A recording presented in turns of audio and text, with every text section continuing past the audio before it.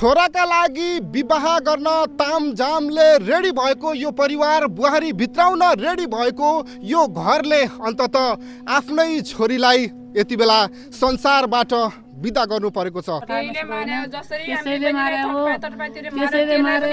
गरी मार्नुपर्छ भन्ने हाम्रो धारणा छ। त्यसलाई पनि हत्यारालाई फाँसीको सजाय दिनुपर्छ। जेल सेल छैन, त्यसलाई मार्ने हो। भाइको विवाहका लागि तामझाम रेडी गरिन्छ। भेनाजुले दिदीलाई योजनाबद्ध तरिकाले हत्या गरेपछि यति बेला माइती शोकमा डुबेको छ। अहिले हामीले लाठी सिधा भान्जीलाई लिखिकन त्यसले अल्बरमा लिखिकन मारिदियो। त्यसलाई पनि हामीले त्यस्तै गरिकन हत्या गर्न परोस् भनेका छौँ हामीले पनि। जुन सबको प्रकृति हेर्दाखेरि दर्शक महानुभाव घटना घटाइएको जस्तो, हत्या गरिएको जस्तो देखिन्छ। जस्तो सबभन्दा 50 मिटर माथि चप्पल, एउटा चप्पल छ भने सबभन्दा 50 मिटर तल एउटा चप्पल छ। छोरी छ अनि म जसरी त्यसले 1 रुपियाँ नदिए पनि म जसरी अनि म मेरो छोरी पाल्छु, जिम्मेदार छ, म गरेर खान्छु भन्न उको सोच थियो। कति सन्तान हजुरको? मेरो सन्तान छोरो एउटा छ, 5 बहिनी छोरी हुन्, एउटा खाइदिएले छ अनि 6 बहिनी हुन्। सबको यताउति जुन छरिएको रगतै रगतले त्यो बताउँछ कि यो आत्महत्या नभएर हत्या हो भनेर। दर्शक महानुभावहरू, यति बेला हामी उहाँको माइतीमा आएका छौँ। उहाँको माइतीसँग कस्तो रिलेसन थियो, उहाँको र श्रीमतीको सम्बन्ध के कस्तो थियो भन्ने विषयमा त्यो तथ्य बुझ्नका लागि म यति बेला माइती पक्ष सुर्खेत गुरबाकोट नगरपालिका वार्ड नम्बर 6 तोरीबारीमा आएको छु। यो जस्तो कि प्रेमा यहाँबाट जाँदाखेरि चाहिँ तपाईँसँग भेट भएको थियो? दिउँसो गयो। के भनेर जानुभयो?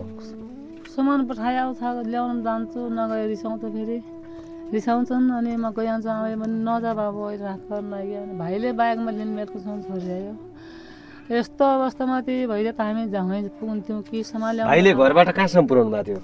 मेलकुलसम्म पुर्याइयो मेलकुलामा। अनि सामान कोसँग पठाइदिन्छु भनेको थियो उहाँको? त्यो त नम्बर पनि दिइन्छ, गाडीको नम्बर पनि दिइन्छ, केही पनि दिइन्छ। मैले बिना नम्बरको गाडीको किन जान्छ त भनेर नै सुर्खेत जाने गाडी हो गरेँ। अनि सिन्चमा आएन कुरा, मैले सामान पठाइदिएको छु। हरिया सामान गाडीमा दिए सामान आइआउँछ, सिन्चमा आउँदै सामान आइहाल्छ भन्छन्। म त गइजान्छु भनेर यहाँबाट 3 बजे 2 बजीतिर बाटो लागि गई।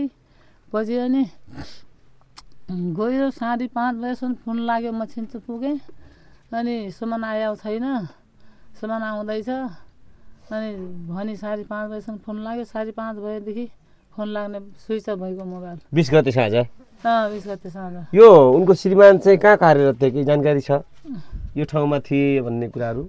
श्रीमानले त सर कहिले केही भन्छ, कहिले केही भन्छ, सही कुरा गर्दैन। अनि त्यसैले त्यो चाहिँ साँझ अनि राति के मेसेज पठाएछ भनेपछि मेरी छोरलाई पालिदिए, म त पहिरो गइगएँ इन्डियन आर्मीसित भन्न त्यसैले मेसेज पठाएछ।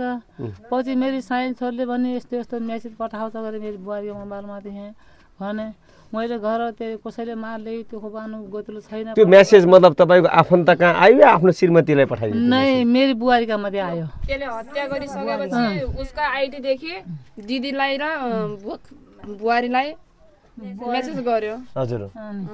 भनेपछि हत्या भइसक्यो भन्दा पछि कति बजे आयो मेसेज? 9-10 बजेतिर राति।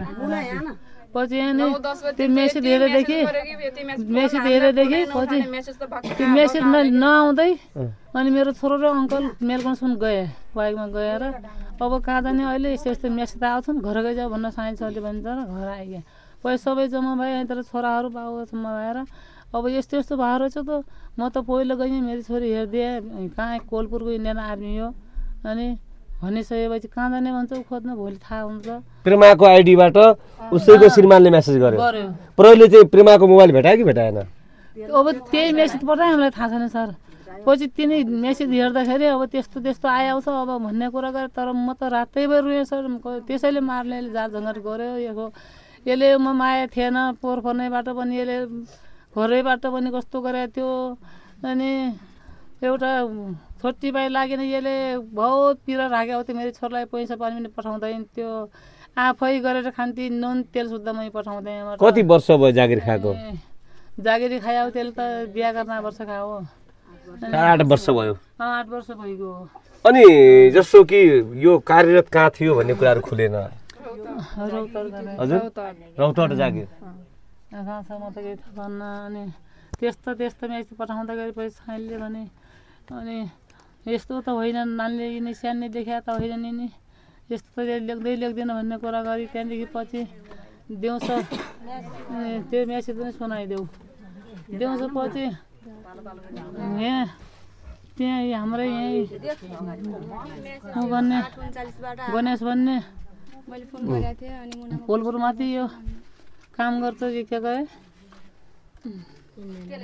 टेलिकममा काम गर्छ त्यसैले पछि अनि त्यहाँ सरले फोन गर्दाखेरि 5:30 बजेसम्म 2 जनाका कुराकानी भएछन् 5:30 बजेर फोन स्विच अफ छन् अनि त्यसले कहाँ कोसित कन्ट्याक्ट गर्नु त गइ त त्यही लोग्नेलाई समातेर अनि त्यसले पत्ता लगाउँछ अनि खेलभरि त्यसैका हुन् अरू केही पनि छैन त्यसैका राजनीति हुन् भन्न उहाँबाट उसले भनिसक्यो तर चित्त बुझ्दैन थियो भने सम्बन्ध विच्छेद गरेर अलग पनि बस्न सकिन्थ्यो त्यसै निर्ममतापूर्वक चाहिँ हत्या गरेर चाहिँ मेरो छोरा बिहा आज सामान खेरेका छन् हेर्ने यस्तो अपराधी रहेछ घरमा छोराको विवाह थियो छोराको बिहा खसी खेरेका छन् बाख्रा खेरेका छन् कपडा धुइन अमाजी बरले एकदम धुम कपडा धुइन ल्याएन कपडा नसुकाएन म त गइहाल्छु आमै रात पर्दैन भनेर गएपछि मेरो कुनाबाट आमा दिदी कपडा फेर्न गइछ चिप्सा कपडा भन्न पछि अनि त्यस्तो राति खोज्न जाने उनीहरूले त्यस्तो मेसेज पठायो अब कहाँ जाने खोज्न त्यस्तो पठाइदिए त अब म त कोलपुर गइगएँ अनि भन्ने मेसेज पठाएछन् भन्छन् अब मलाई त के थाहा उहाँ आएन दिने मान्छेलाई अनि पछि अनि भोलिपल्ट अब बिहान अब अब त्यहाँ फोन कन्ट्याक्ट गर्दाखेरि अब यस्तो गर भन्दाखेरि अब टेलिफोनले पत्ता लगाएदेखि बल्ल चाहिँ यता आमा चाहिँ यिनीहरूले यता काम गर्न लागे बहुत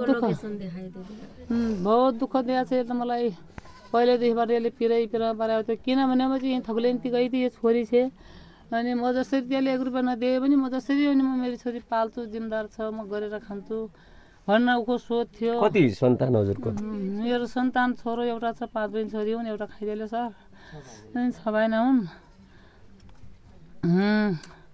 के गर्ने यो छोरीको आशा यो कोहीको त आशा केही थिएन यसले 1 रुपियाँ दिन त कहिले पनि नुन तेल खाने गाईबाट पठाउँथेँ त्यहाँ गएर धान चामल खाइयो अन्न खाइयो कमाएन खोजाइन त्यही हो त्यति गरी पनि खो यस्तो दुश्मन रहेछ अब के भन्नुहुन्छ जस्तो कि अब यो मेसेजहरू पनि आएका छन् धेरै मेसेजहरू आएको छ मेसेजको आधारमा अब जुन दर्शन खत्री नै अब यो सबै गरेको हो भन्न चाहिँ अब मेसेजबाट पनि सकिन्छ त्यही हो त्यसले पठाएको मेसेज उनले छोरीले पठाएको